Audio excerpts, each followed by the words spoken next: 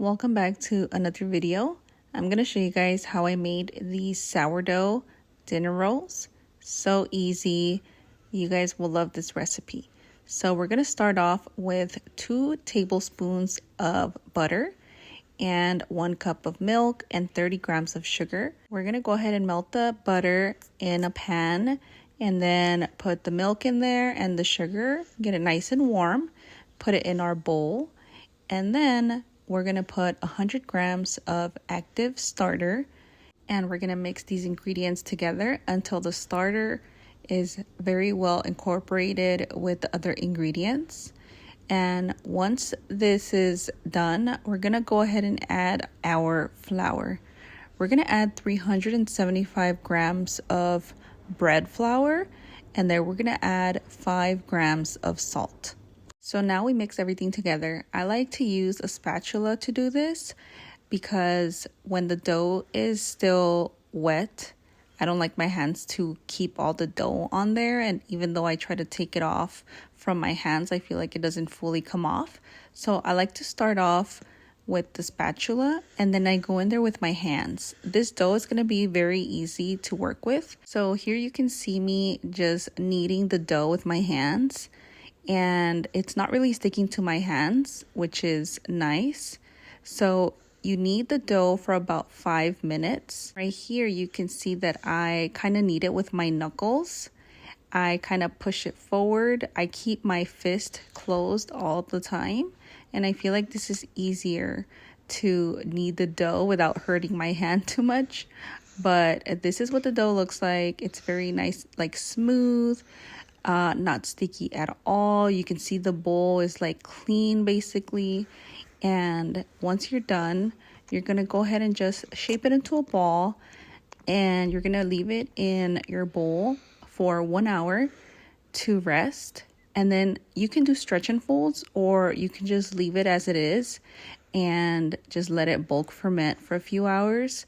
So I like to do one stretch and fold, and here you'll see how I do that. It's kind of hard just because the dough is like, not sticky or anything. It's very like a dough. I don't know.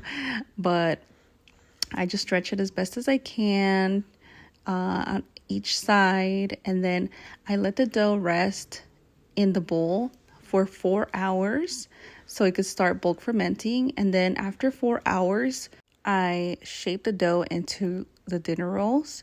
So the first thing I do is butter my pan where I'm going to bake the dinner rolls in.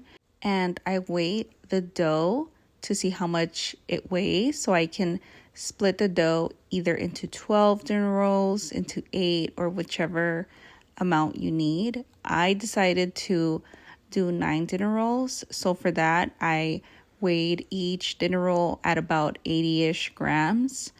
And that way they bake evenly and, everyone gets around the same size of dinner roll. So I go ahead and do that. I try to shape the dough as best as I can, and I put them in the tray. I do 3 per row, but you could do more or less depending on how many and how big they are. And once you have all of your dough shaped into the little balls, you can let this bulk ferment for another few hours.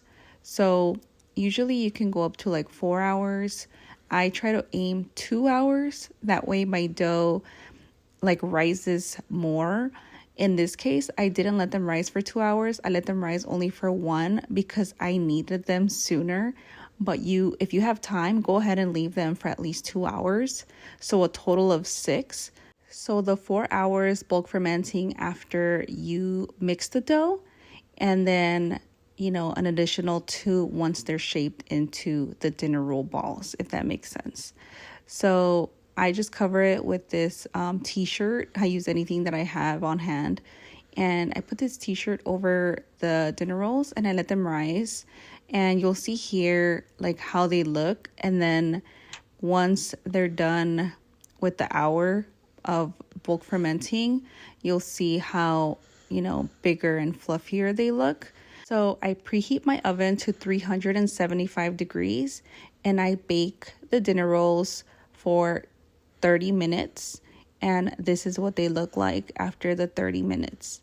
So you can go ahead and leave the dinner rolls as is, or you can top them off with butter, which is what I did here. Or you can even go crazy and do some, garlic butter or Parmesan garlic butter, whatever it is you'd like. So I just kept it simple, but this is the end result of the dinner rolls. I hope you guys try this recipe out, especially now for the holidays. They're perfect. And I will see you guys in my next video. Thank you so much for watching, and I'll see you in the next one.